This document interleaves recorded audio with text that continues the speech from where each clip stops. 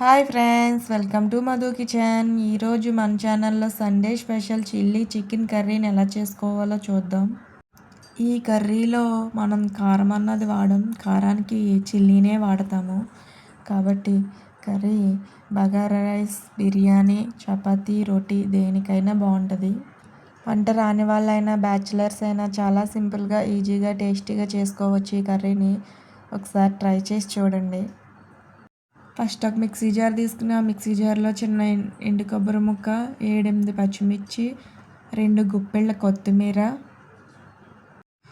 ఒక గుప్పుడు కరివేపాకు ప్లేస్లో మీకు కావాలంటే పుదీనా కూడా వేసుకోవచ్చు. 7-8 ఎల్లుల్లిపాయ రెబ్బలు, చిన్న అల్లం ముక్క, 2 కప్పులు పెరుగు వేసి వీటినన్నీ మిక్సీ పట్టుకోవాలి. ఇవన్నీ మిక్సీ పెట్టుకుని పక్కన పెట్టుకుని మనం ముందుగా వాష్ చేసి పెట్టుకున్న 1/2 కిలో చికెన్ కూడా తీసుకుని మనం ముందుగా పట్టించిన పేస్ట్ని ఒక స్పూను సాల్టు, 1/2 స్పూన్ మిరియాల powder, 1 spoon chicken masala powder వేసుకుని బాగా మిక్స్ చేసుకుని ఒక 1/2 అవర్ ఫ్రిడ్జ్లో పెట్టుకోవాలి. తర్వాత ఒక 5-6 స్పూన్లు ఆయిల్ వేసుకుని ఆయిల్లో గుప్పుడు జీడిపప్పు వేసుకుని బాగా ఫ్రై చేసుకోవాలి. బాగా ఫ్రై చేసుకున్నాక ఆ జీడిపప్పు తీసి పక్కన పెట్టుకోవాలి.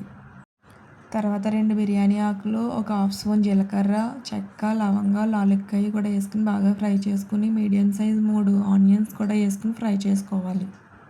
ఆనియన్స్ని కలర్ చేంజ్ అయ్యేంత వరకు ఫ్రై చేసుకుని తర్వాత మనం ముందుగా మ్యాష్ చేసి పెట్టుకున్న చికెన్ ఉంది కదా, ఆ చికెన్ కూడా వేసుకుని ఆయిల్ సెపరేట్ అయ్యే వరకు ఒక 5 నిమిషాలు మూత పెట్టుకుని కుక్ చేసుకోవాలి.